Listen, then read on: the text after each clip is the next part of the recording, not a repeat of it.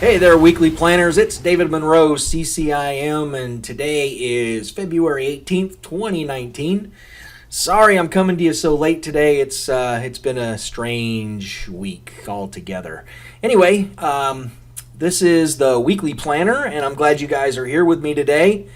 Look, if you guys want me to bring on some guests and do some interviews and maybe have some guest lectures on time management and productivity, then let me know and I'll reach out to some of the folks in the industry that know a heck of a lot more about it than I do. I mean, all I'm doing is trying to hold myself accountable for completing my goals.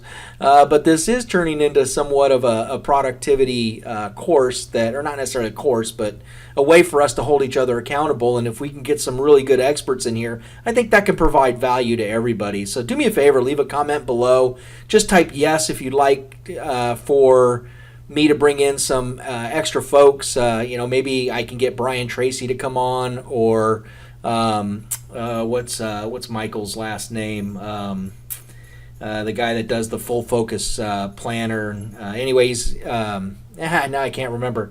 Anyway, he's really, really good at time management, and we can reach out to some other folks that are in the industry and see if we can't get them on. Anyway, it's been quite the week, as I said. We started the week out okay on Monday. Things went well. I got about 6 calls in, or 6 contact attempts, and was continuing to negotiate on that Pascagoula portfolio. And things flowed pretty well on Monday, and going into Tuesday it started to go a little bit downhill. As you know, I ended up having to move out of my house last week on Wednesday to come into a hotel. Well, on top of that, my wife's mother passed away on Tuesday morning, and she got the news somewhere around 10 or so in the morning on Tuesday. Well, that led to a pretty slow day on Tuesday trying to take care of her and console her. She wasn't really close with her mom, but they had a pretty good relationship. I mean, she loved her mom. She's actually there now in San Antonio, Texas at the funeral as I do this recording. So pray for her family, and they seem to all be doing good. She's been sending me some pictures of some family members she hasn't seen in a long time. It's amazing how tragedy just kind of brings everybody together. In any case, enough of the somber stuff. So that's kind of the way my week started.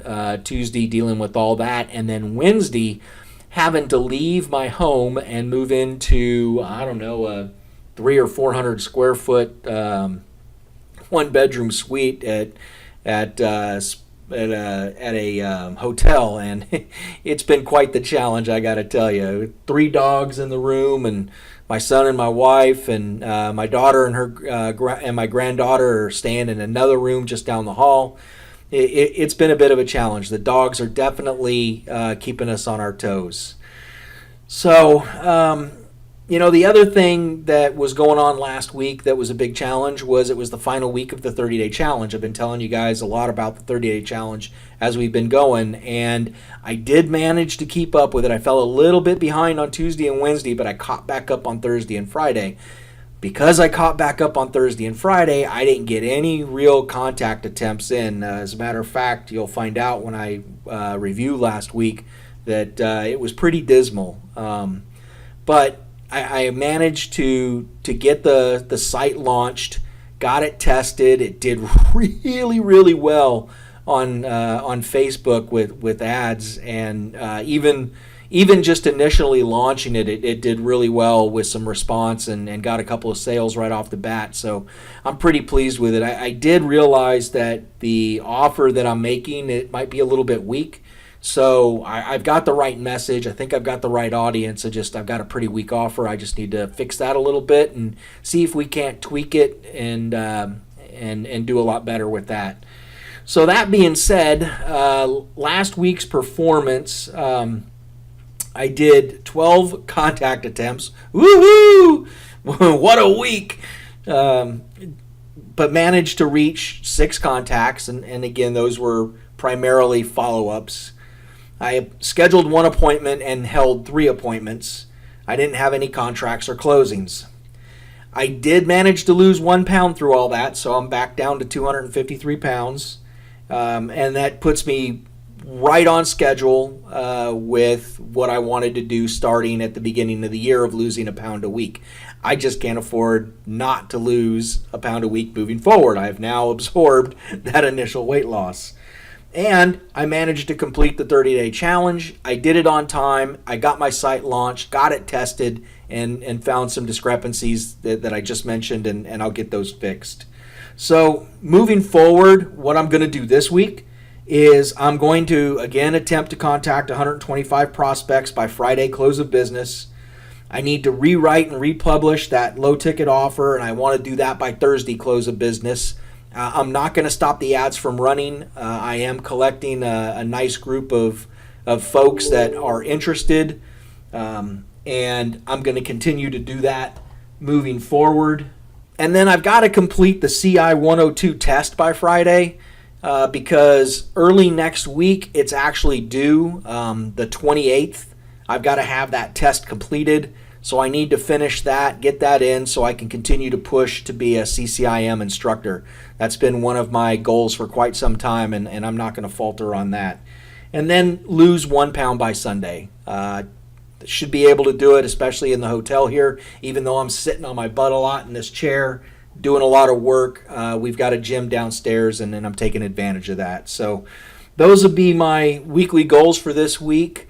Do me a favor, leave a comment wherever you are. If you're on Facebook, if you're watching this on LinkedIn, or if you're watching it on YouTube or from my blog, or I should say from my podcast page of my blog, go ahead and leave a comment below and let me know if you're setting your weekly goals and if you're accomplishing them. Let's hold each other accountable. And moving forward, it would be a lot easier for all of us. You can go like my page at David Monroe, CCIM, at Facebook. And I've also recently started a Facebook group. So if you are, and you should be interested in multifamily investing if you're listening to this podcast, even though it's on time management, it's time management for multifamily investors. I started a new Facebook group called Apartment Hacking. So just search Apartment Hacking in the search bar. It should take you to it. There's only a couple of questions you have to answer, and then I'll get you approved and get you into that Facebook group. I think we picked up 12 new members last week, and I just started it. I think it was Tuesday or Wednesday. Well, it had to have been Tuesday morning, I believe I started it. So if you want to become a member of that, then we're already starting to get real active on that. Anyway, you guys have a great week. Make it a successful one, and we'll talk to you again next week.